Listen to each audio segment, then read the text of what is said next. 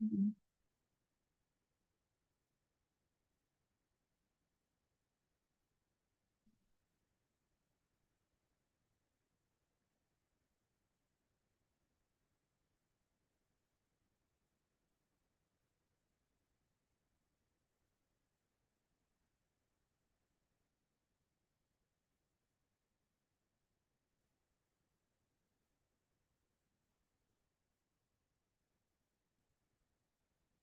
have Brad, Nib, Andrew,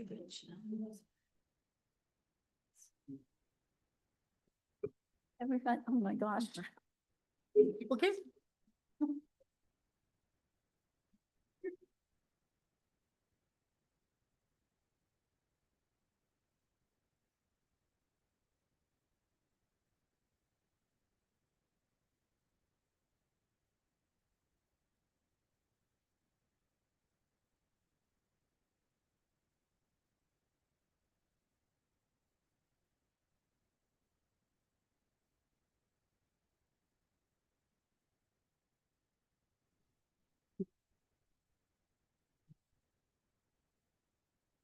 All right, we're going to get started, hopefully right on time.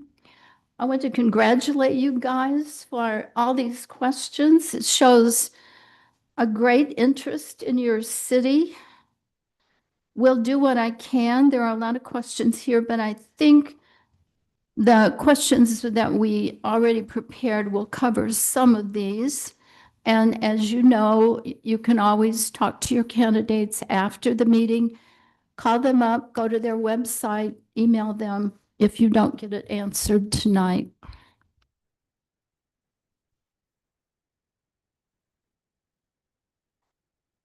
Okay, I'm Nikki Nelson from the League of Women Voters of Davis County. I have to look at the mic here to project here. Everybody, welcome to this Meet the Candidates event for Syracuse. The League of Women Voters is nonpartisan. We don't support candidates or political parties. Our mission is to inform all citizens and encourage their involvement in our political system.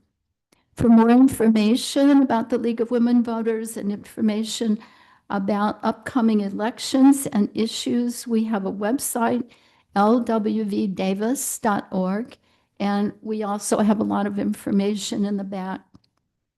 Our purpose tonight is to help voters learn about candidates and issues by hearing from the candidates themselves. And we want to thank Syracuse for the opportunity to co-host this Meet the Candidates, and special thanks to Syracuse recorder Cassie Brown and her deputy Marissa Graham. The election is November 4th. Ballots will be mailed out on October 14th, next week. Ballots may be mailed or dropped off here at the Syracuse City Hall through 8 p.m. on Election Day. There's a new law that if you mail your ballot, it has to be received by 8 p.m. on Election Day. So don't wait till the last minute if you mail in your ballot. Registration and voting information can be found at vote.utah.gov, daviscountyutah.gov/clerk, which is your county clerk website, and our league website, vote411.org. You can register to vote, I believe, in all those places. We'll begin with the Pledge of Allegiance. I pledge allegiance to the flag of the United States of America and to the republic for which it stands, one nation, under God, indivisible, with liberty and justice for all.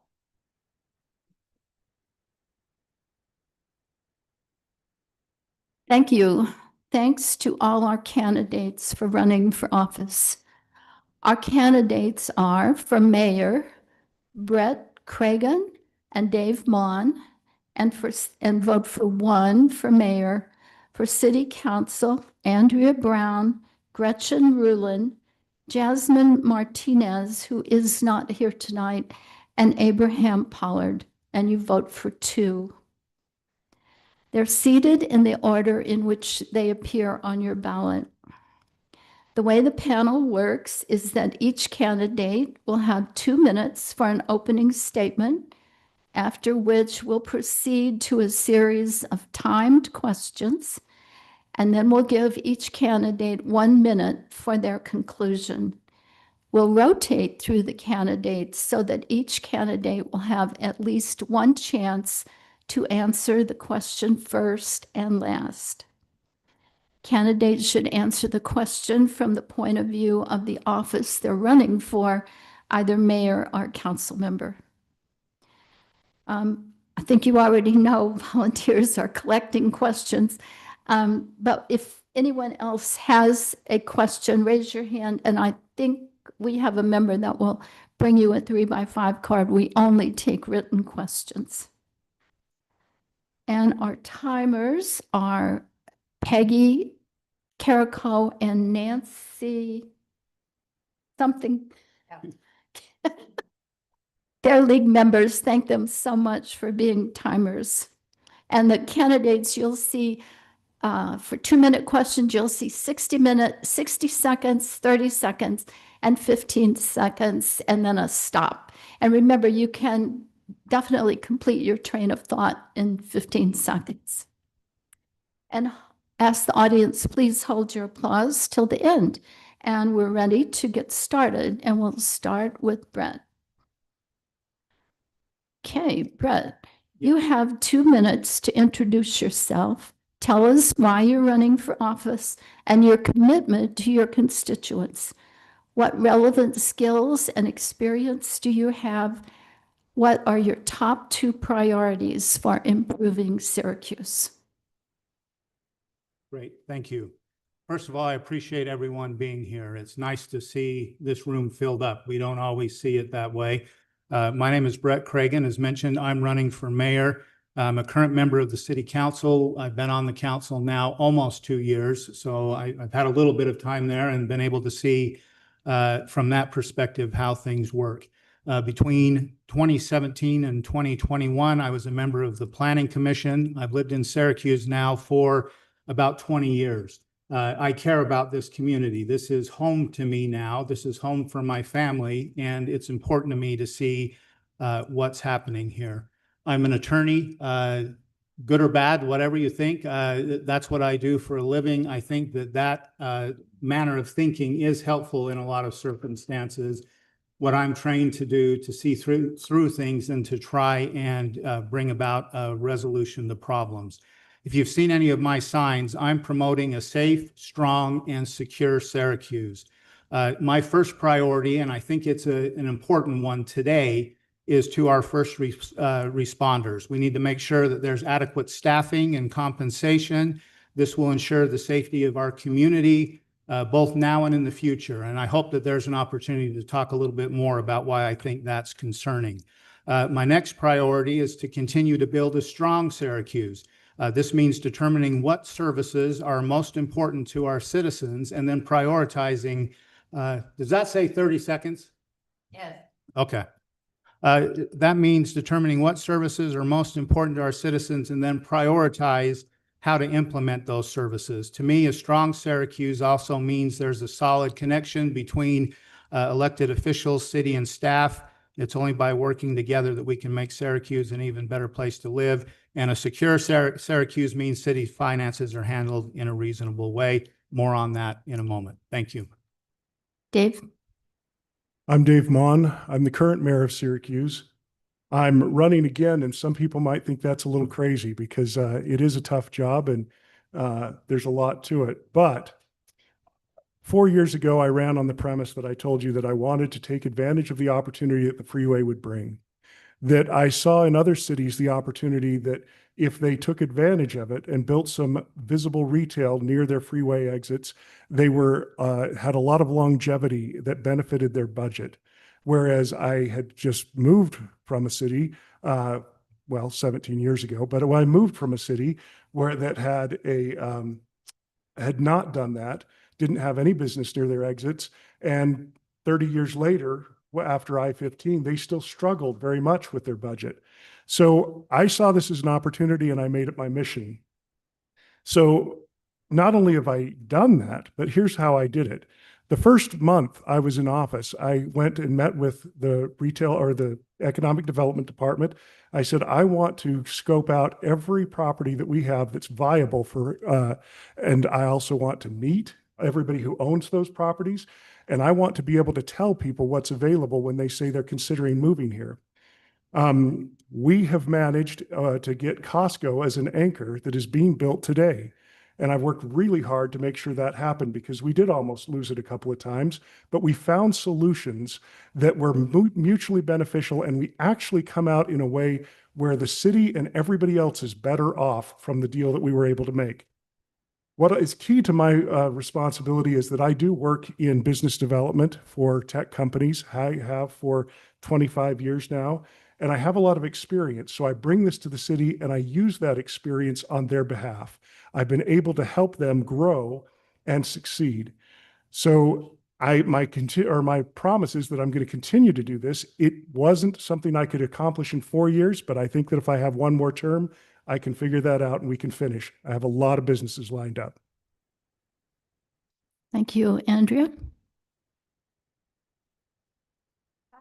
I should have mentioned these are 2-minute questions. Yeah. Do you need it repeated? No, Okay. I'm just here on the microphone. Can you hear me? I would get very close. Okay. Can everybody hear me? Yeah. Awesome. Okay. Hey, my name is Andrea Brown. I have lived in Syracuse for just over 20 years. My kids have attended Syracuse schools. I work for a family-owned business in Syracuse.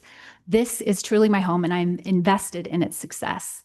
I'm running for office on a personal level because my very politically involved daughter told me I needed to do my civic duty and get involved. On a more practical level, I'd like to add my voice and my efforts to support those on the council looking to strengthen the Syracuse economy and vote for fiscally conservative measures. I have experience in a wide range of disciplines, which will help me to do the job well, from construction sales, leadership roles in the PTA and community boards, volunteering with church groups and debate clubs. I can fundraise, plan events, read blueprints, make costumes, and roll up my sleeves to move rocks and dirt any day. I have a degree in business administration, and my current job is in a field where I communicate and find common ground to come to solutions for parties with wildly different interests and needs. My top priority is to amplify what is good in the city now. There are so many current city policies and initiatives which need time to grow, extra support, or just to be left alone to function. I am not about reinventing the wheel on all things. I've been impressed with our current mayor's ability to magnify what works well and be open to get rid of what fails or get input on the things which need adjustment. I will follow the lead of experts in their field and department heads and add to and offer ideas and enhance where my skill set allows. My second priority is simply to support attracting businesses. This is a big deal. We need this in Syracuse.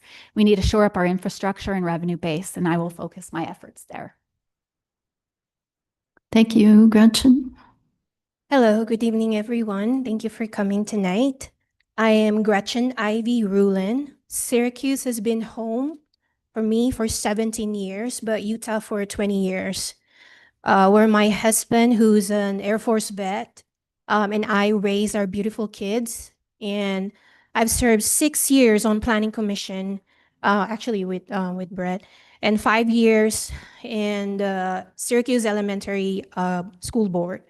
My background is in communications, and now I work in finance. I am a relationship banker with Bank of America, and I am running to protect the quality of life we love here, balancing growth with community character. Skills, my skills are planning commission experience with zoning and infrastructure, and finance expertise in budget and cost benefit decisions. Communication skills to explain issues clearly. My priorities, number one, quality of life enforcement, and the second is transparency in utilities and program. I am not a politician, but I am here to help. Thank you. Abraham? Good evening, guys. I'm so grateful to have you all here. It means a lot to me that you would show up. My name is Abraham Pollard. I'm a father. I have 4 children. I live with my wife who grew up here in Syracuse. I'm a retired Arizona police officer. I worked for the state, and I am now working in the private sector. And I currently am working on a master's degree in clinical mental health. I'll be done this year with that. I'm running for Syracuse City Council because I really love Syracuse. This is where my wife grew up. I fell in love with it when we were dating, and I'm super glad to be able to retire and to live here and to raise my family here.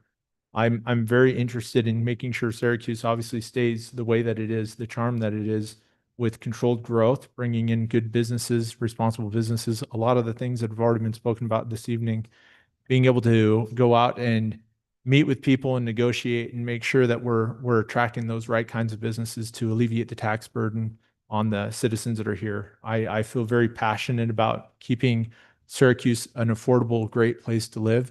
Public safety is also a huge priority for me. Obviously, being a retired policeman, I could bring a unique perspective to that role and to understanding some of those things and partnering with the leadership in our fire and our EMS and our police department, being able to talk with them about different strategies and ideas to make sure we're providing the safety that our city needs, and balancing the things that we need versus a limited, physically conservative, responsible government.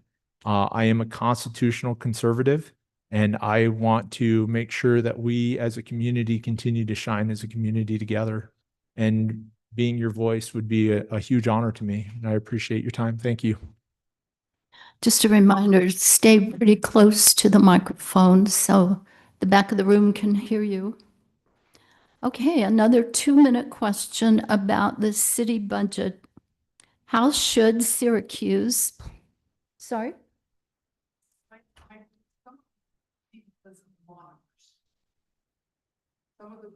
Okay, I think she's asking for you to sit so they can see you instead of the monitor. Just make sure is that better? Just make sure you. Liking hiding behind the monitor made me feel good. We aren't voting for monitors yet. Just make sure you speak right into the microphone. Okay, a 2-minute question about the city budget. How should Syracuse plan and manage the budget, including taxes, our fees, our unexpected income? Are there objective measures for success? Will federal funding uncertainties affect Syracuse? And we had an audience question about improving employee retention. And let's see, I think we start with Brett. Or Dave, I'm sorry. Okay. Well, first you Yeah. need to understand that smart budgeting is a budget process that takes place all year long. It's not something that we do just once a year or that we visit only in August when there's a truth and taxation hearing. In fact, we kind of hope that a lot of times that we don't get to a truth and taxation hearing, that we find a way to get to a balanced budget before then. At least some of us do. Part of that year-long process is our city puts out in a manager's report to every city council member every month the statistics on whether we're growing in sales tax or we're diminishing in sales tax. We do that per industry. So there's some way that we can monitor whether we're improving, we're doing better or worse, because in the end, the budget depends on the income. You know, we have to balance this budget. And so we have to understand that we can't spend what we don't have, but we do have some extra resources. In this last year, I recommended, and I know that it's been criticized some, that we budget for a little bit of use of our rainy day fund. Now, that's a backup plan. That's not a primary plan. For more than 10 years, and I was talking with one of the former mayors, and we both know this because we've seen it. For more than 10 years, we've had a budget surplus every single year. So the suggestion that we were going to actually run short, I suggested that we budget for that surplus because we're going to make it up by some of the things that just don't happen during the year, but we do have to budget for. So we made up a good bit of the ground in that, even though we didn't budget for some things, but we made it up. We figured out ways to improve. I will just touch on a couple of the other parts. We do not rely on federal funds as a primary source of income. So federal funds don't affect us in a big way, but we do try to augment our services and take care of things with grants that we can get from the federal government. That's always a great way to benefit and keep us under budget. But the bottom line is, It's a project we have to do all year long. And my feeling is we need to live within our means. We cannot tax people out of the city. Thank you, Andrea. All right. Syracuse should manage the budget as if it were their neighbor's money. And we've been asked to spend it wisely. I will support measures which ensure a balanced budget. I'm sorry, Andrea, we cannot hear you. Me? How about now? Oh, Yep. good. Okay, I just need to get closer. I will support measures which ensure a balanced budget, aiming funds to cover essentials and necessities first. I will not look at taxation as the easy button. I feel very strongly that we need to find ways to avoid raising taxes, and I view fees in the same light. I understand that some services and amenities may require increasing fees. I want to make sure that we can justify these increases and apply them in a manner where those bearing the burden of the fee are receiving the benefit in the form of service or use as much as possible. I will keep track of the moving baseline of tax and fee burdens and one-time bonds for projects to avoid the comfort creep of getting used to those funds and accepting them as a long-term given. We have smart city employees who look for ways to offset our fees with grants or labor sharing, and I will help support their creative solutions. I support unexpected income. I feel that we should have more of that. Any increase the city receives, which is not explicitly allocated, should be put toward paying down debt and toward vetted needs, tools, improvements, benefits, which are specified by department heads. Of course, federal funding uncertainties could affect us. Dave just said that they are not. I'm not privy to grants or funding, which we have, that are affecting federal decisions other than educational funding currently, and we have no jurisdiction there on the council. If we need to adjust to meet or on that, if we need to adjust our budget to meet shortfalls, we can. Relying heavily on federal funding is not my plan. I believe we should diversify revenue. We're already doing that, sources where we can, and lean into Syracuse's pioneer spirit to provide and prepare for our needs. And that's through commercial means. Dave's already said that. I support that like crazy. We need to get the income and the revenue on those sales tax and commercial entities. Thank you, Gretchen. First, priorities and discipline. We'll use priority-based budgeting, so core services, public safety, water and sewer, roads and maintenance are funded first. Nice to have projects wait until basics are met. Every new ongoing expense must name its funding source and show the service level it buys. Second, transparency and predictability. Utah's truth in taxation process demands honesty. I support clear public dashboards that show where each dollar goes, project timelines, and performance metrics. If a fee or tax change is proposed, we'll show the trade-off in the plain language before a vote. Third, plan big costs the right way. We'll update our 5 and 10-year capital plans for roads and water so we're not surprised by pipes or pavement failing. For long-lived infrastructure, we pay as you go with cautious, time-limited bonding only when it saves money over the asset's life. Enterprise funds like water stay self-sustaining. Growth helps pay for growth through fair impact fees. Reserves and windfalls. We'll maintain strong rainy day reserves and treat unexpected revenue like one-time money. Pay down debt. Tackle defer maintenance, or fund one-time equipment, not grow the base budget. So for the federal and state dollars can help, but they shouldn't steer our ship. We'll chase grants that match our priorities and avoid programs that create unfunded mandates down the road. Bottom line, live within our means, invest in the bones of the city, and keep residents fully informed. That's how we keep Syracuse strong, safe, and affordable. Thank you, Abraham. Well, it's always rough going last, but listen, it's the same way with my family. We're physically responsible. My wife and I meet every week and we do a budget. We talk about what we have coming in, what our plans are. Right now we're talking about Christmas. It's not even Halloween yet, but we're planning for Christmas. A good plan prevents trouble. We got to be physically responsible.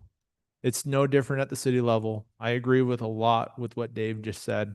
And his leadership is impeccable in that way. Taxes should be a last resort, guys. Like for real. We do not want to tax our population out. As I campaigned, I got to talk with a lot of people in our community that are on a fixed income. Typically, those folks are in most cities are maybe impoverished. In our city, it's the heartbeat of our community. It's the elderly population that's retired, and they are what make our community great. And if we raise taxes like we keep doing, we're pushing them out. We don't want to be doing that. So listen, we got to be responsible. Raising taxes should be a last resort, and it better be an absolute necessary. Unexpected money coming in needs to be put aside, paying down debt, making sure we're putting money away, planning for infrastructure increases, making sure the equipment that we have works, all those things, right? The city's responsible for those things. We trust the city with those things. We need to be very physically responsible with the money that we have coming in. Thank you, Brett. The city budget is what controls much of what happens in Syracuse. Actively managing that budget is part of building a community that is safe, strong, and secure. Both last year and this year, a deficit budget exists. What that means is our expenses are exceeding our revenue right now. That's where it's at. There are three things that can be done in that situation. Either we get more revenue, which I haven't heard anybody say where that is coming from. We can cut expenses, which is something that could be looked at, or taxes can be raised. I agree. Raising taxes is the last resort, and things should be looked at very carefully. But my bottom line is we need to, first of all, consider what our needs are. What are the needs of this city, and make sure that that's taken care of first. Next, there are things that may not be needs, but that come out of the budget. And the citizens need to tell this council, what are the things that you want? What is most important to you in this? Because the money is not there right now. Then once we have an idea of what the citizens want to focus on, then we need to look at what consistent revenue do we have? What do we have a good idea is coming in, or what do we have a projection is coming in? Costco is wonderful. Costco is not going to solve this city's problems. Costco could pay for the firefighters that we need. There's going to need to be more that takes place than just this. Once we have an idea of those things, we need to balance our budget. Federal funding, I think, is unpredictable at best. I think that we should fund essential services without the need to rely on what happens in Washington, D.C. But we also need to have an idea, where is this money coming from? What is it being spent on? And hope to avoid paying taxes. But there have been taxes raised in the past, and it's to cover essential services, which I think is important to most of the city. Thank you. This is also a 2-minute question about housing, and we had a lot of audience questions related to housing. The question is, the legislature has mandated that all cities develop a plan to increase affordable housing in their cities. What ideas do you have for increasing affordable housing in Syracuse and satisfying the state mandate? Should developers be required to sell versus rent when they build? And we had a question about residential homes versus apartments and sustainability, including recycling, water use when we keep building more homes, and rehabilitation versus new homes, and enforcing developer agreements on high-density housing projects. So see if you can tackle that in 2 minutes, and we start with Andrea. That's not fair. Okay. The state mandate states that the city plan must include a moderate income housing element that provides a realistic opportunity to meet the need for additional moderate income housing within the municipality during the next 5 years. Previous councils went all in on this concept with our existing high density housing. I think I take a more moderate approach.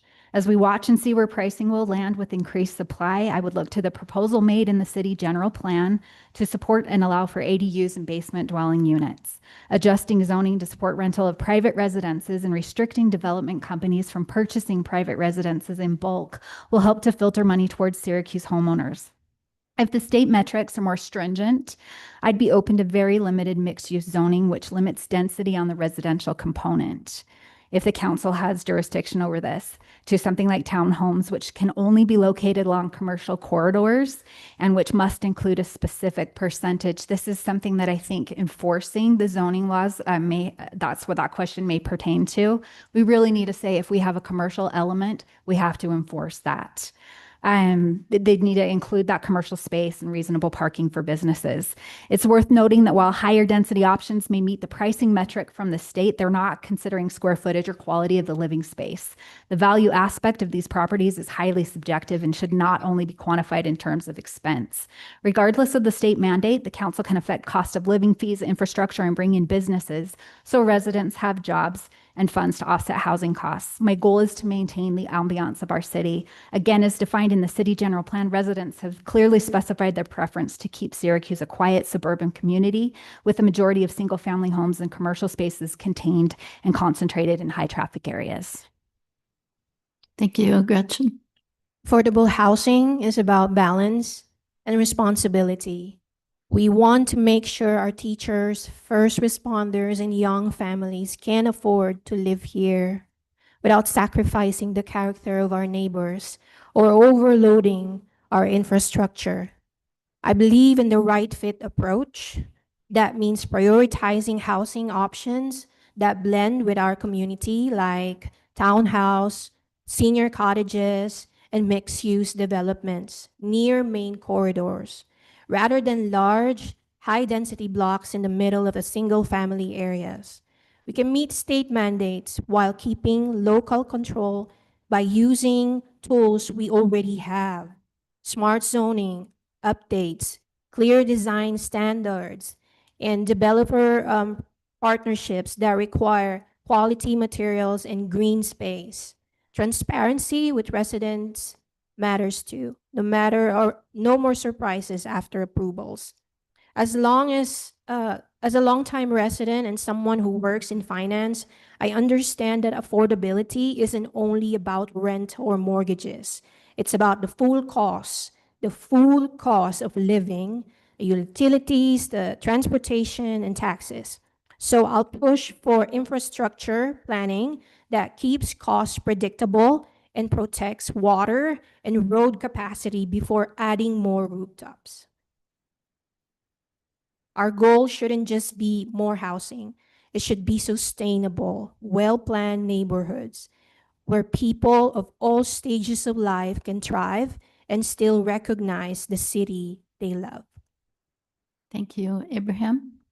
Can I have some of those other questions that were added again? I can't remember everything you read. Okay, we Sorry. had enforcing developer agreements on high-density housing, new homes versus rehabilitation, existing homes and stores, use of scarce water when we're building homes, sustainability and recycling, and growth rate plans, including home to apartment ratios. Perfect. Thank you so much. So here's the thing, the state mandate for affordable housing. Affordable housing is really kind of a neat word to throw out there, right? Boy, don't we all wish we had affordable housing. The thing is that doesn't mean we had to cram our city full of apartments and condos and even these mass neighborhoods with postage stamp backyards. We like our open spaces. And what's good for bigger cities is not necessarily good for Syracuse. And so my approach really would be to push back a little bit on the state, on what they're requiring. You can't tell me what's good for Salt Lake City is good for Kanab, Utah, right? We all would agree with that. And Syracuse is probably closer related to Kanab than even Ogden, right? And Ogden's right up the road. And so just being really smart about that. And so working with the leadership of the mayor and bringing in the right kinds of ideas to be able to meet some of those needs of water conservation, sustainability. I mean, a lot of these words are really nice and interesting to throw out there. But the truth is we want to maintain our community, and our community is pretty awesome. And we want to keep these open spaces that we have. We want to have controlled growth and responsible growth. We want a place where my kids and my grandkids can grow up and buy houses and live. And so a lot of that's looking at, if we just throw in apartments and mass dwelling units, what are we doing? We're putting a huge strain on our public safety. We're putting a huge strain on our traffic and our congestion. We're putting a huge strain on a lot of resources. And so I think that we can get a little more creative. I definitely think that the plan that the city has put in place under the current leadership has been really effective. And I think that we need to make sure that we're enforcing those codes and those rules that we have, and really being cognizant about maybe ADUs are a better way to go. Maybe having rental properties in older homes and rehabbing is a better way to go. Thank you. Thank you, Brett. I think the legislature has set up something that cannot be met. I think that there's a real problem there.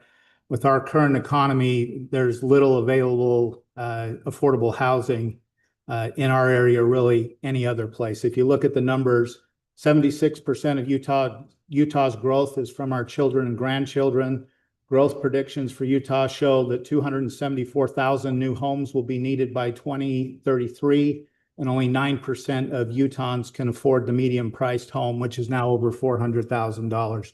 I think that that's a real challenge. I don't have the answer to that. I do think in our community now, we do have a good mix of housing types that is appealing to many people, whether that is a home that has a smaller yard that doesn't need to be upkept, whether that is an apartment in some situations, or whether it's the traditional single-family home that we have right now.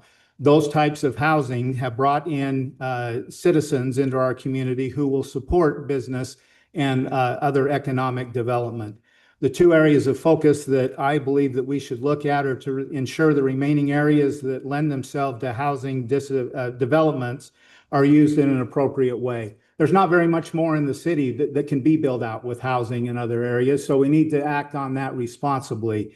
Perhaps ADUs, these accessory dwelling units, I think that the city has worked very hard to try and create an environment where there are housing options that may be helpful. ADUs is one way to do it. Adjusting zoning, upzoning to allow a little bit more of that may be something that can be helpful. I don't know what the solution is to this, other than we can just manage what we have left here to do in Syracuse, and that's to make sure any housing developments meet the standards that we need going forward.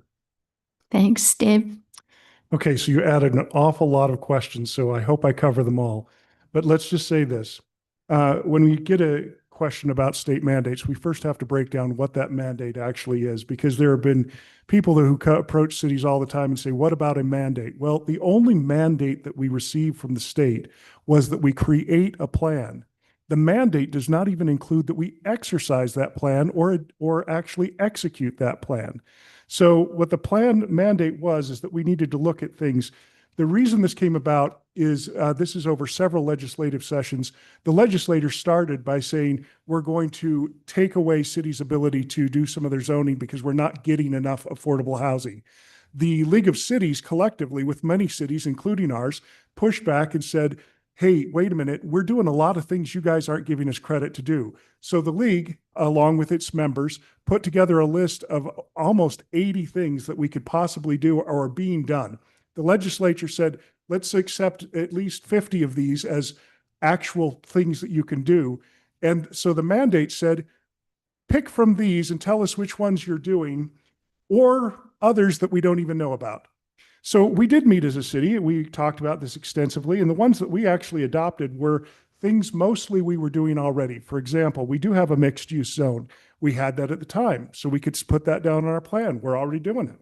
Another one that we had was we were going to work with high density in high traffic zones and make sure that we were going to only allow high density where mass transit was involved. Again, we're already doing that, so it made sense.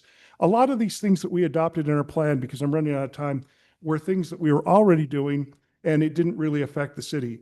But the key, I think, is that what we have to do is we have to manage the growth so it's not at a pace that it puts a huge burden on the city, no matter what type of growth it is. We went through a period where a lot of things happened all at once. And one of the new changes that we did this last year, we put in our development agreements that they have to throttle the pace so that we can't outpace how the city can handle the growth. Sorry, that was a very big question. Thank you. Okay, the next question, and we have some audience questions. It's about balance, finding the right balance in your city. Is Syracuse finding the right balance amongst the needs of various interested parties, such as homeowners, renters, farmers, small business, large business? And we had audience questions about schools, nonprofits, health agencies, and again, all neighborhoods. So what strategies would you support to strengthen the Syracuse economy? And do you have a 10-year vision for Syracuse? And I think we start with Gretchen. Our city's economy depends on smart balance between growth and preservation, business and family life, today's needs and tomorrow's obligation. I work in finance long enough to know when you chase everything, you end up funding nothing well. Syracuse is growing fast, and that's a good thing. It means people want to live here, but growth must pay for itself. That means tying development to real infrastructure capacity, water roads, and public safety staffing. I support responsible commercial growth that broadens our tax base so homeowners don't carry the full load. Balance also means protecting what makes Syracuse livable, our quiet neighborhoods, parks, and clean environment, while still welcoming thoughtful development that brings local jobs and convenience. I'd rather attract a diverse mix of small businesses rather than rely on few big box stores or short-term projects. Financially, we keep a strong reserve, use data to plan ahead, and avoid the trap of borrowing for operating costs. Every dollar should stretch, whether that's through shared services, grant partnerships, or technology that saves staff time. At the end of the day, economic health isn't just about dollars in the account. It's about quality of life, stable families, and a city that grows with purpose, not pressure. Thank you. Abraham? So balance, if we're talking about on a beam, I'm not very good at it, but if we're talking about balancing the needs of our homeowners, the businesses, the community, and we have apartments, we have farmers, we have renters, we got to look at all the people with equity stakes, right? And balancing all their needs together. The big thing is protecting property rights, protecting people individually. That's a great way to balance. I really think that most of us are good at taking care of each other and making sure that we're doing responsible things to control the growth. I like how Dave talked about throttling it and making sure that we're doing responsible things to control that growth. I think that that is something that we all felt as members of this community is our growth was out of balance. And I think that that was something that really inspired me to want to step up and to step into throw my hat in the ring. I'm not a professional politician, guys. And realistically, like I may not have all the answers in this room, but in this room, collectively, we have a lot of wisdom. In this room, we probably have about 400 years. I've only got 40 under my belt, 42. I'm not going to count the first two. So listening to people, listening to what the needs are, and really being able to take people with other ideas and better ideas in mind, and being able to become educated in that is a way to develop a good balance. I really think that we have a huge asset up the road here with Antelope Island. Where do people go to lunch when they go out to Antelope Island? And probably back to Layton. Well, that's a huge loss for us. I think attracting the right kind of businesses, partnering with the leadership of the city and being able to go out and meet with some of these businesses that want to come in and bring some ability to grow some businesses that will make our city a more viable tax generating revenue, right? To alleviate the burden from our homeowners. and keeping our community safe and providing the public safety. I mean, it's all encompassed in everything we've already talked about this evening. Thank you, Brent. I think that there are adequate efforts for balance that are being made when we're looking at strengthening the Syracuse economy, which I think is what is most important right now because we need revenue coming in. I believe there needs to be more of a push to have our residents support local businesses first whenever possible. When we shop in other cities, we're paying taxes that support other cities. I share what Mr. Pollard said, that we need to continue to pursue businesses that fit our local needs and economy. There will be more businesses coming. We need to take as much advantage as possible to use the corridor that leads out to Antelope Island. There are hundreds of thousands of people that travel there each year, and it would be nice to have some more of their dollars to support our community. One of the best ways to avoid a reduction in services from the city and property tax increase is to spend dollars we would spend elsewhere here at home and get others to spend their dollars here as well. I think that's where the focus needs to be, and that if we do that, that will help eliminate some of the potential of having to have a tax increase in the future. But again, it comes down really to three different things. Either we have more revenue, either we cut services, or we raise taxes. And the push needs to be, how are we going to raise revenue in this city so we don't need to worry about the other things? There isn't much room to cut expenses. There's probably some, but not too much. And if we do, then the question is, what is it that the citizens are willing to give up a little bit in order to have the balanced budget in lieu of a tax increase? Because we need revenue, and I still haven't heard, where is the revenue coming from? Thanks, Dave. So there's been a lot of good things said about a balance, and I think that one of the things that we have to understand is balancing the budget means that we have to find the funds to recoup things.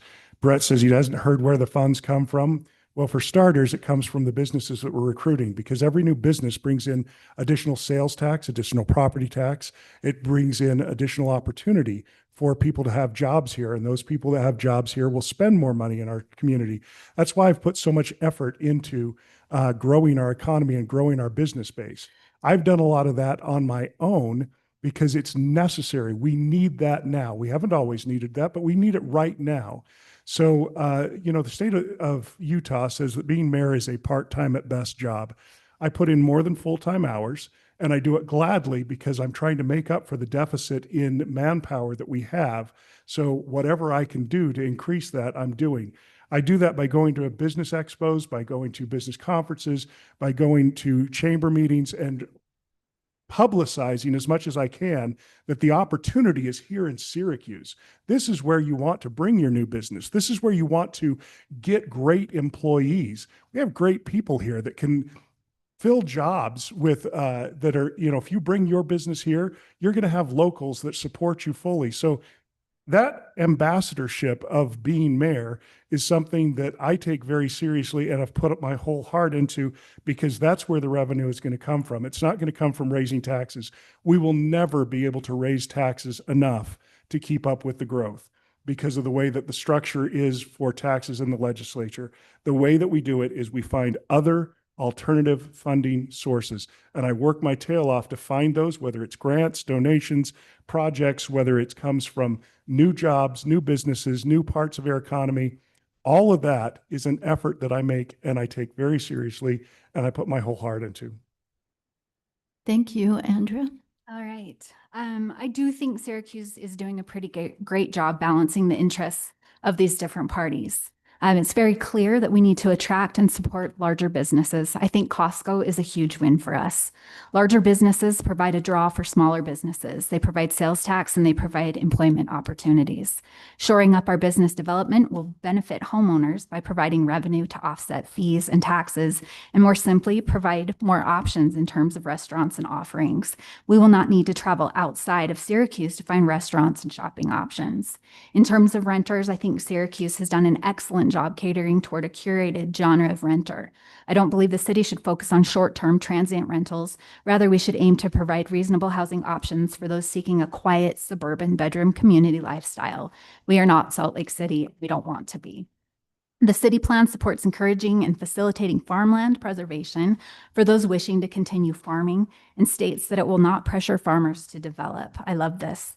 I'm a huge farming advocate and I want to give farmers and property owners who are interested in preserving the land and farming as much support as possible. It's absolutely imperative that we understand as a community that we don't own these farmers' land. We are not entitled to limiting farmers' ability to sell and benefit from their own land. The council's job is to find or create attractive options that make it worthwhile for farmers to maintain their land if possible. Attracting businesses, balancing the budget, keeping an eye on spending and smart maintenance, seeking out grants where it makes sense, and keeping the government efficiently small and effective is my holistic approach to strengthening the Syracuse economy and strengthening our ability to control our own success.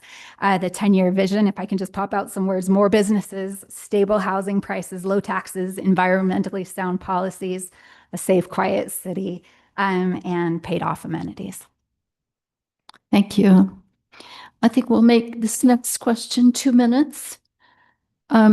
It's about the Great Salt Lake. Syracuse is affected by the status of the Great Salt Lake.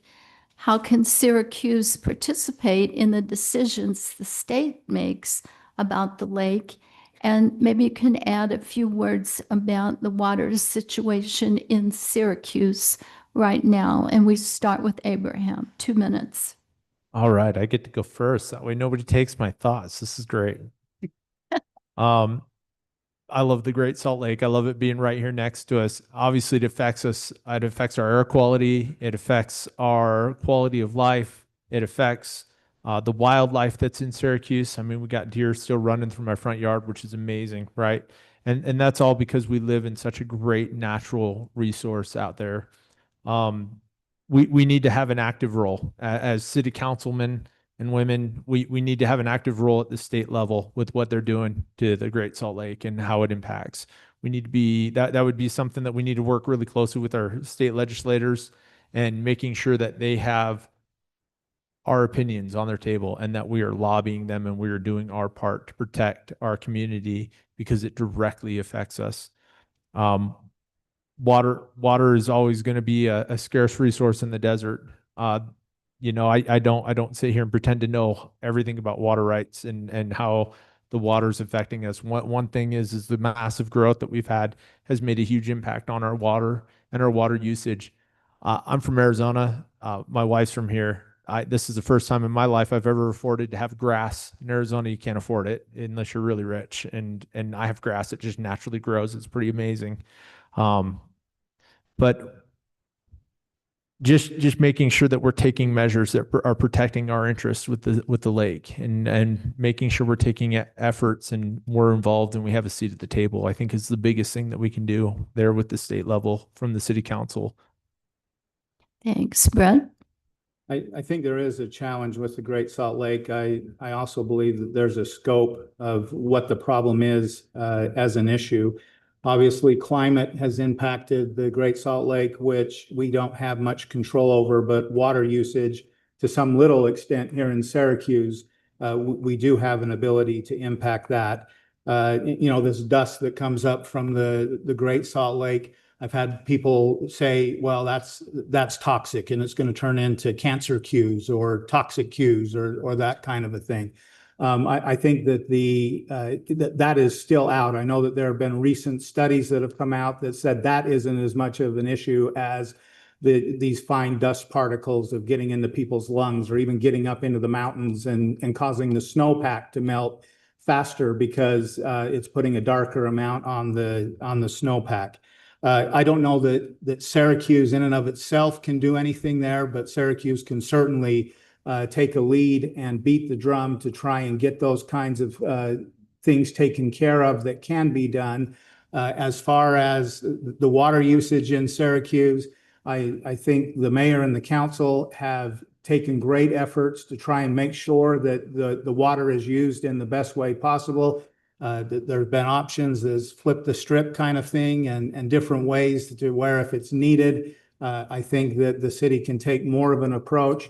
But this year, that water has actually been extended a little bit. I do think that Syracuse is acting responsibly that way.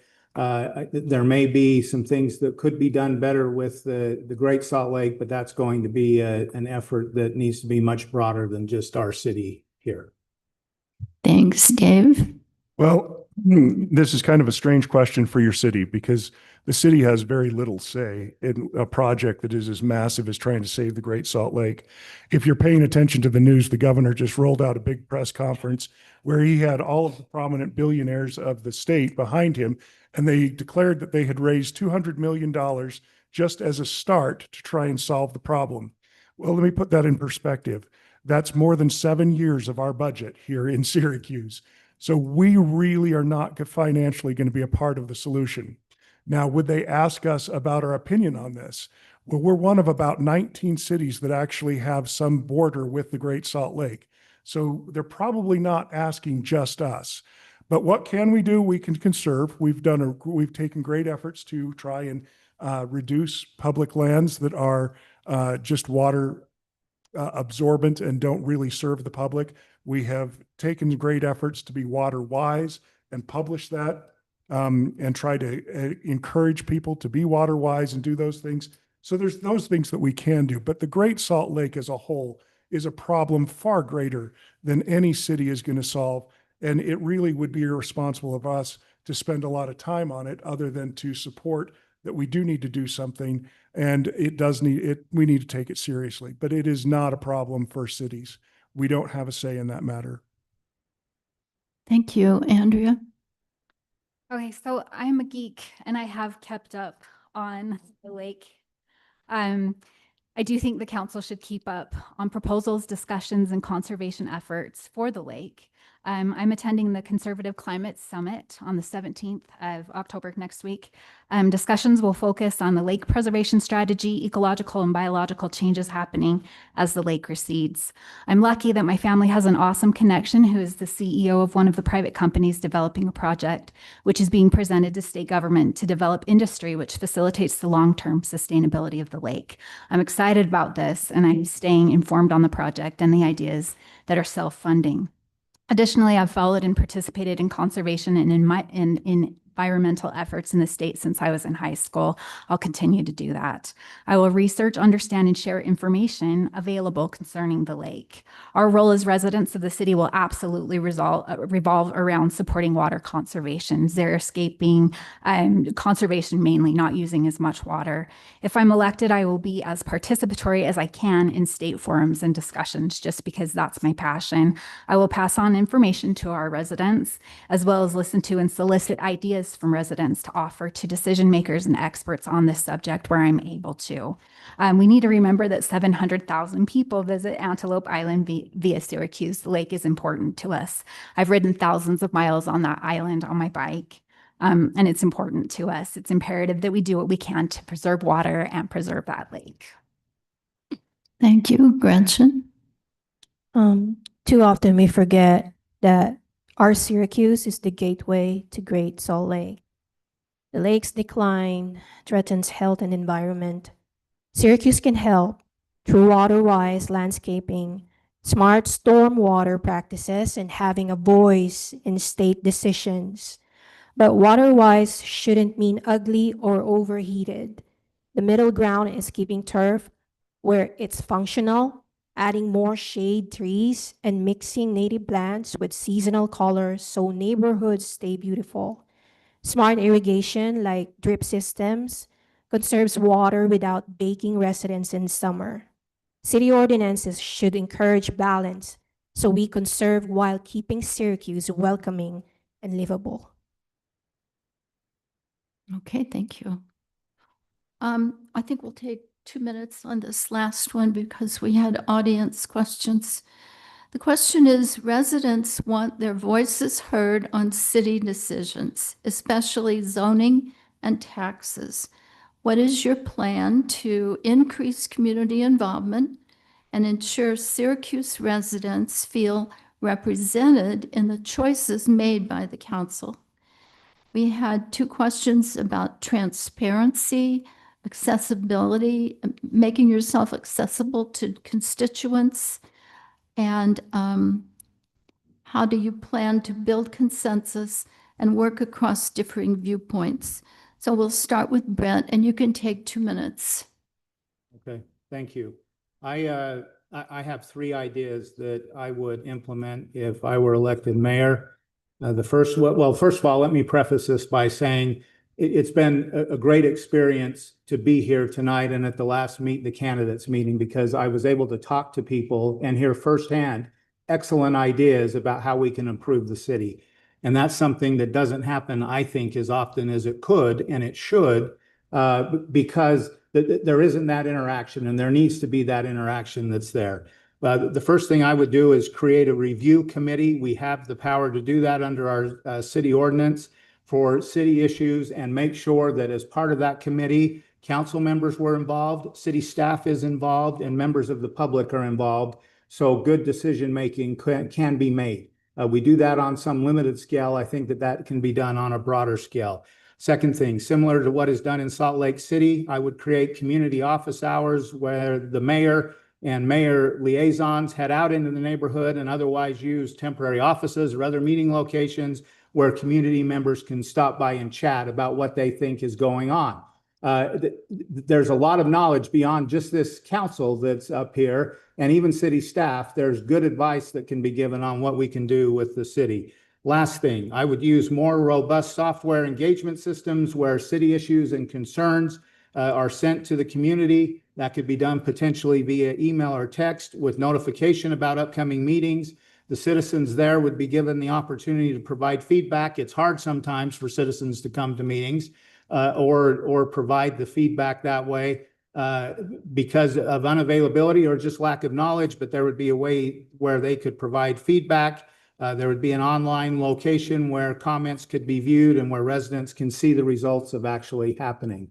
I think for this to move forward in an appropriate way, that there needs to be more citizen interaction. There needs to be the engagement there. I'm done. Thank you. Dave? Well, what I see is that we have more transparency than we have ever had in Syracuse. And here's the ways that it goes. We require people to publish what it is they're bringing to council, and we put that out for the entire public to see. We tell them that they can't surprise us in meetings with new information. We tell them they have to put it in writing. That has been the biggest improvement in our meetings, because citizens now know, if this is what you're going to talk about, I can come and chime in during the public comment sections. I can come and I can call up my city council members and tell them what I feel. I have been encouraging people for years to reach out to council and tell them what you feel. And to that point, I have always responded when I get a message from a constituent, which I think has grown quite a bit because I've always fulfilled that commitment. Now I get calls almost daily. Maybe that's not a thing that should happen in your opinion, but I will take your call, good, bad, or otherwise, and I will respond in the most honest way that I can come up with, because you need to know, sometimes people don't like to hear the answers that are in front of them, but I would rather be honest with you and let you know and let you come talk to council with knowledge. So if you email me, you'll get an email back. If you call me, I don't know how many mayors put their personal cell phone number all over everywhere, but I do. And it's okay if you call me. And if I'm on the phone, because I am on the phone a lot for my personal business, I will call you back if you leave a message. If you don't, I have no idea what you needed or who you are. But if you do leave a message, I will call you back. And I have had a lot of people in the city say to me, I'm shocked and surprised that you will, and I'm glad that you did, even though some people say they didn't like what I had to say. But that's okay. I'd rather make sure that people had their questions answered. It's very important. We have so many forums. We don't need to start creating new forums. We've got social media. We've got stuff that's going on online, email. You can reach people with what we have today. Thank you, Andrea. Okay, I am going to second what the mayor has said. He has answered some really stupid questions that I have called him with, and I really appreciate it. And he's done it fast, and he hasn't made me feel like a dum-dum. So I really appreciate that. I really am. I'm impressed with the transparency and availability of council members and the current mayor. I have had questions answered in great detail by all the department heads. They've helped me understand expenditures, basic city operations, and just to get a better grasp on the necessities, spending, and functions of the city. I have asked for their time to show me what they do so I can get an accurate idea of how our city's functioning, and they have been unbelievably helpful. If I'm elected, I will follow suit by being available by text or email. It's that simple. I will just be available like the mayor is. I can call anyone if they need me to and leave a message. I've tested out sending a summary of city council meetings via Facebook. That's something that people have been really cool about, and I've gotten great response to that. I will continue to do that. And as I learn more, I hope to get those summaries to a point where they're quickly digestible, concise, and easily understood. I am also really good at reaching out to people who are affected by or interested in the things I feel may impact them or where they can offer insight. I believe in reaching out to those who are interested in a specific element to help create ownership. It creates a stewardship mindset.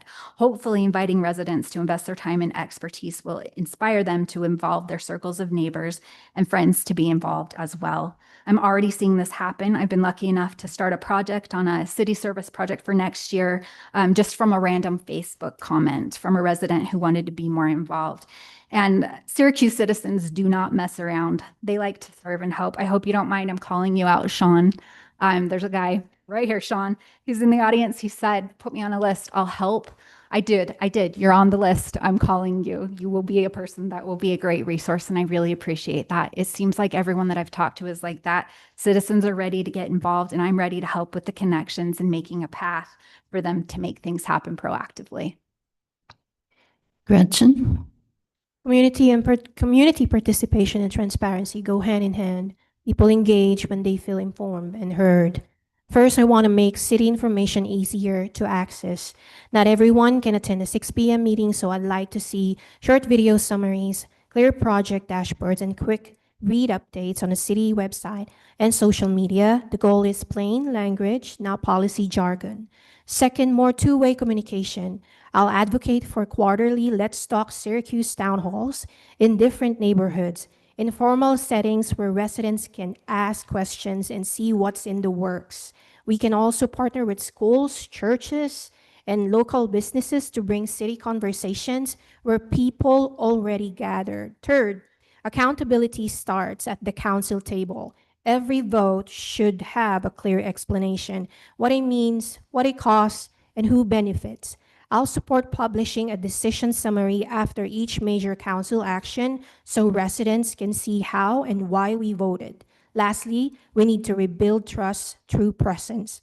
I've lived here in 17 years, raised my kids here, and served as planning commissioner. I know people want leaders who show up, listen, and report back. Transparency isn't about saying the right things. It's about doing the right things in the open. Thank you. Abraham? So I really think Syracuse is pretty great with this already. I would concur with all the previous statements. I've never had a problem being able to get a hold of somebody in the city to talk to and to ask questions and get clarifications on things. I've never been stonewalled by our city. I've never not felt like I had access to our elected representatives. I've not always liked some of the things and decisions that have been made, but I think our city's pretty transparent. I think we are an example to a lot of other cities of what transparency looks like.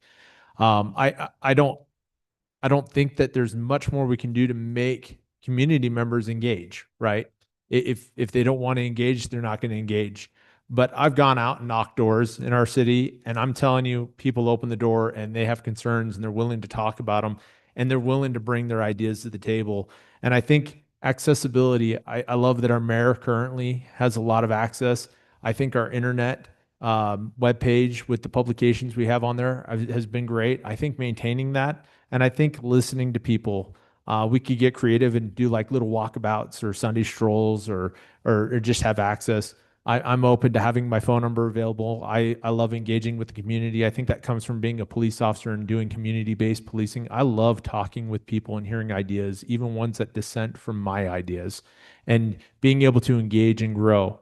My walk of life is not what everybody else has experienced, and I can't learn from your knowledge if you don't share it with me. And so I'm totally open to having conversations and having discussions and being asked hard questions and taking it back and learning more and understanding more.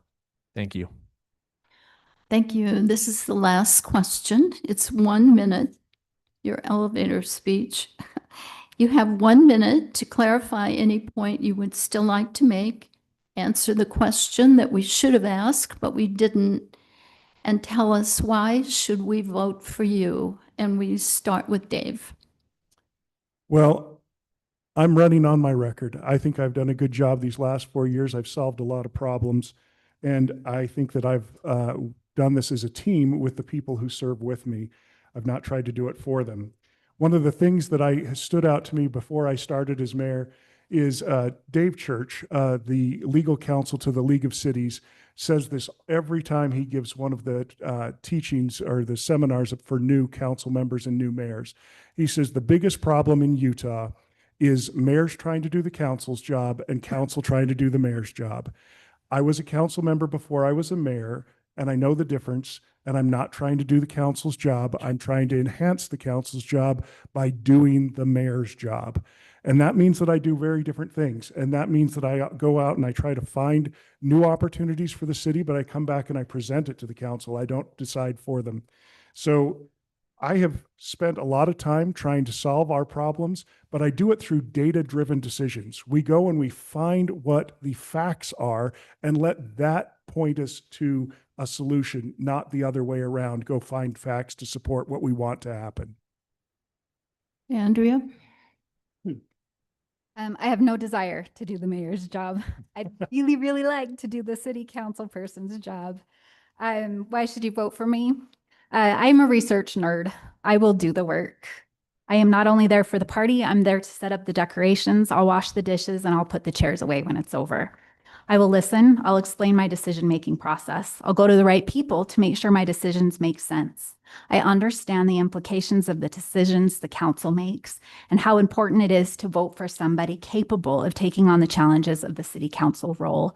I would love the opportunity to work for Syracuse. Thank you, Gretchen. This election is about trust, not politics. My strength, finance discipline, planning experience, and community service, I will serve with transparency, fairness, and steady leadership, not just a hype up. Vote for me if you want decisions rooted in facts and focus on residents. And at the end of the day, I love Syracuse, Utah. Thanks, Abraham. At the end of the day, guys, I'm not a career politician.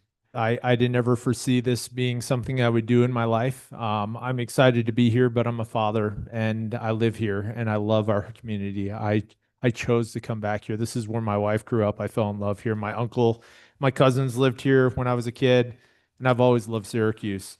I bring to the table integrity. I bring to the table honesty and sometimes a little bit too much candor and no filter. But because of these things, I will stand against things that I believe to be unconstitutional, things that I believe to be wrong, and I will stand my ground. I'm not for sale. I want to fight to keep Syracuse great. I don't think it's going to be too hard of a fight, but I want to fight to keep it great. And I want to fight to keep our public safety great. That helps keep our community great. I want to fight to keep our taxes low. I don't want to fight to keep this a place where my kids can raise their families so that we can be together here in such a great community. And I humbly ask for your vote, and I appreciate it if you'd give it. Thank you. Thank you, Brett. I appreciate you listening and being here tonight. Our community is a great community. It can be better. I have my 3 things that I've talked about, making sure that our community is safe, making sure that our community is strong, and making sure that it's secure.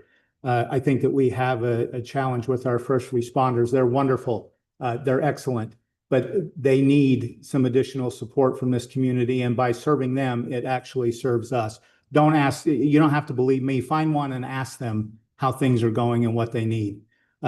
We need to have a stronger sense of what the needs of this city are and the amenities that you want to have. What services do you want to have? And there needs to be a stronger engagement between the city staff, the elected officials, and the citizens. And lastly, there needs to be maybe a little bit more security in what our finance situation is.